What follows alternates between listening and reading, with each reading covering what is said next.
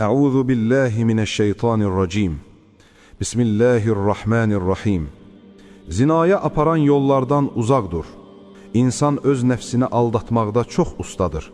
Özünə təsəlli verər və deyər: "Nə edirəm ki? Yanımda deyil ki." Amma Allah belə demir. Allah Azze ve Celle ən birinci zina etməyin demir. Zinaya yaxınlaşmayın deyir. Yəni, yaxınlaşmağın özünü qadağan edir. Çünki bu çox mühüm nöqtədir. Rəbbimiz buyurur: وَلَا تَقْرَبُوا الزِّنَا إِنَّهُ كَانَ فَاحِشَةً وَسَاءَ سَب۪يلًا Zinaya yaxınlaşmayın. Çünki bu iğrenç bir əməl və murdar bir yoldur. İsra suresi 32. ayət. Yaxınlaşmaq nədir? Əl-ələ tutmaq mı? Tək qalmaq mı? Yox. Zina baxışdan başlayır. Zina düşüncədən başlayır. Zina danışıqdan başlayır. Dünyaya kör olaraq doğulan, gözləri qadın görməyən bir insan zina edərmi? Xeyr. Demək ki, zina ən birinci bədənin yox, qəlbin və zehnin günahıdır. Baxış danışığa çağırır. Danışıq düşüncəni dərinləşdirir. Düşüncə arzunu oyadır. Arzu cəsarət verir. Cəsarət həddi aşır. Və insan bir də baxır ki, biz bura necə gəlib çıxdıq? Çünki heç kim zinaya birbaşa getmir. Hamı addım-addım gedir. Müsəlman qadınlar müsəlman qadınları buraxıb kişilərdən dərs öyrənmək istəyirlər. Deyirlər: filan alim elmli qadından pərdə arxasından dərs alıb. Bəli, dərs alıb, amma dərs pərdə arxasından idi. Zərurət halında idi. Davamlı şəxsi ünsiyyət yox idi. Söhbət yalnız elm idi. Dünya söhbəti yox idi. Fitnə ehtimalı olmayan bir mühitdə idi. Nə telefon vardı, nə səsin cazibəsi, nə də şəxsi bağ qurmaq imkanı. Bu, bugünkü vəziyyətlə qətiyyən eyni deyil. Bu sözlər fitnə olmayan zamanın sözüdür. Bugün isə fitnə dövrüdür. Bugün nəfs ayıqdır, şeytan planlıdır. Bugün telefon o pərdə deyil, əksinə aldadıcı rahatlıqdır. Əvvəl dini sual olur, sonra mövzu genişlənir, sonra sözlər yumşalır, sonra hal-əhval soruşulur, sonra dünya söhbəti başlayır. Bəzi qadınlar müsəlman kişilərə sual verirlər, güya dinlərini öyrənmək üçün və sonra özlərinə belə təsəlli verirlər. Bunda nə var ki, telefonda danışırıq da, axı İslam alimləri də vaxtı ilə elmli qadınlardan pərdə arxasından elm alıblar. Yəni, öyrənmək məqsədi ilə qadın və kişi telefonda danışa bilərlər. Bu çox təhlükəli müqayisədir və əksər hallarda nəfsi halal göstərmək üçün qurulmuş yalandır. Keçmiş alimlərin pərdə arxasından elm alması zərurət idi. Fitnənin bu qədər açıq olmadığı dövrdə idi. Üzbəüz ünsiyyət yox idi. Şəxsi münasibət yox idi. Qəlb bağlayan davamlı əlaqə yox idi. Bugün isə telefon səsi qəlbə salır. Ünsiyyəti davamlı edir. Sərhədi yavaş-yavaş bozur. Telefonla danışmaq pərdə deyil.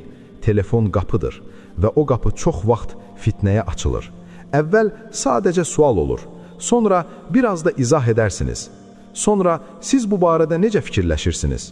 Və bir gün mövzu dindən çıxır və insan bir də baxır ki, şeytan artıq içərdədir. İbn Useymin rahiməhullah belə bir sualla qarşılaşır. Bir ildir nişanlıyam, nişanlımla ünsiyyətdəyəm. Bu müddətdə ona Qurandan bir cüz öyrətmişəm. Bu caizdirmi? Şeyx qətiyyətlə cavab verir. Bu haramdır. Sual verən təəccüblənir. Axı biz Quran öyrənirdik. Şeyx isə məsələni kökündən izah edir. Sizin Quran öyrənməyiniz də haramdır.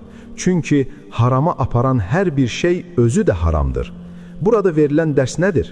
Əməlin zahiri deyil, yolu əsasdır.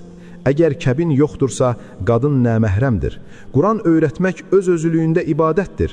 Amma haram bir münasibətin içində edilirsə, artıq ibadət deyil. Məqsəd pak olsa belə, yol haramdırsa, nəticə də haramdır. Biz xeyir edirdik demək kifayət etmir. İslamda xeyir yalnız halal yolla xeyir sayılır. Şəriətdə vasitələr hökm baxımından məqsədlər kimidir. Yəni harama aparan vasitə də haram hökmünü alır.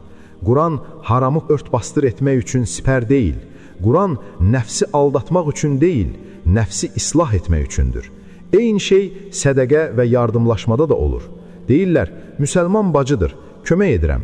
İslam bizə demir ki, kömək etmə.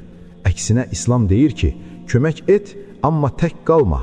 Yardım et, amma yaxınlaşma. Sədəqə ver, amma ünsiyyət qurma.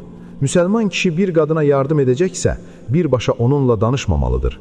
Onun atası, qardaşı, oğlu vasitəsilə etməlidir. Yaxud kişi öz zövcəsi, anası, qızı vasitəsilə o qadına yardım etməlidir. Çünki niyyət təmiz olsa belə, nəfs zəifdir. Şeytan niyyətlə maraqlanmır, fürsət axtarır. Yaxud müsəlman qadın, müsəlman kişiyə, elm tələbəsinə, alimə birbaşa səsli şəkildə müraciət etməməlidir. Düzgün yol budur.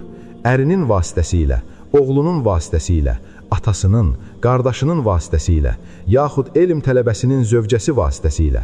Əgər bunların heç biri mümkün deyilsə, yalnız yazılı şəkildə ən son çarə olaraq sual verilir. Cavab verən müsəlman kişi isə qısa cavab verməlidir, uzatmamalıdır, əlavə söz qatmamalıdır. İzaha ehtiyac yoxdursa, izah etməməlidir. Çünki məqsəd ünsiyyət qurmaq deyil, yalnız və yalnız elmi ötürməkdir. Fitnənin daha gizli üzü elmli insan bəhanəsi. Fitnə bəzən açıq günah kimi gəlmir, bəzən elm paltarı geyinərək gəlir. Qadın elmli bir kişini tanıyandan sonra nə baş verir? Əvvəl sadəcə bu elmdir, bu elm tələbəsidir deyir. Sonra düşüncələri maraqlıdır. Sonra bu adam başqaları kimi deyil deyir və zehnində xəyallar qurulur, şəkil çəkilir, ürəkdə yer ayrılır və qadın artıq elm öyrənmir, başlayır həmən bu insanı düşünməyə. Eyni hal kişidə də olur. Bu fitnə tək tərəfli deyil. Asan tapılan suallar niyə gedib mütləq bir elmli insanla soruşulur? Bugün əlimizdə nə yoxdur? Kitab var, internet var, yüzlərlə mənbə var. Bir çox sual bir dəqiqəyə tapılır, açıq aydın yazılıb. Bəs niyə gedib mütləq bir elmli insanla danışılır? Çünki məqsəd çox vaxt elm deyil. Sual bəhanədir, danışıq məqsəddir. Bu nəfsin ən çirkin oyunudur. Şeytanın mərhələli hiləsi. Əvvəl yazırlar, bir məsələni tam başa düşmədim. Cavab gəlir. Sonra deyirlər, biraz da açıqlaya bilərsiniz. Sonra üzr istəyirəm, yenə anlamadım. Sonra mövzu uzanır, söz çoxalır, rəsmi dil yumşalır və artıq həddi aşır, sərhəd itir, qəlb qarışır. Qadın tələskənliyi ilə, kişi qəfləti ilə bir-birini fitnənin içinə çəkir. Bəzən qadın tor qurur, bəzən kişi. İp həmişə şeytanın əlində olur. Mənim niyyətim elm idi deyirəm, ən qorxulu cümlə budur. Mən pis niyyətlə etmirdim. Şeytan da bunu gözləyir. Çünki Allah niyyətə baxır, bəli, amma yolları da soruşur. Haram yolla gedilən elm sayılmır. Həddi aşmaqdan qorxun. Çünki Allah hər şeyi görür, qəlbdən keçəni bilir, gizli yazışmanı da görür, silinmiş mesajı da bilir. Allahın nəzərindən qorxun, Allahın əzabından qorxun. Fitnə ilə oynayan bir gün onun altında qalar. Elm bəhanə deyil, alim sipər deyil, niyyət bəraət kağızı deyil. Kim bu yolla gedirsə, özünü yox, öz axirətini yandırır. Allah bizi nəfsimizin hiləsindən, şeytanın bəzəyindən, fitnənin gizli yollarından qorusun. Hər kəs bilsin ki, fitnə bir anda gəlmir, fitnə söhbətlə başlayır.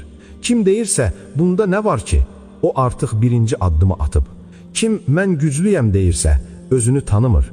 Kim mənə heç nə olmaz deyirsə, şeytanın ən sevdiyi cümləni deyir. Allah zinanı qadağan etməzdən əvvəl ona aparan yolları bağlayıb. Ağıllı müsəlman isə deyir ki, mən günaha yaxın durmaram. Çünki yaxın duran yanar, alışan da başqasını yandırar.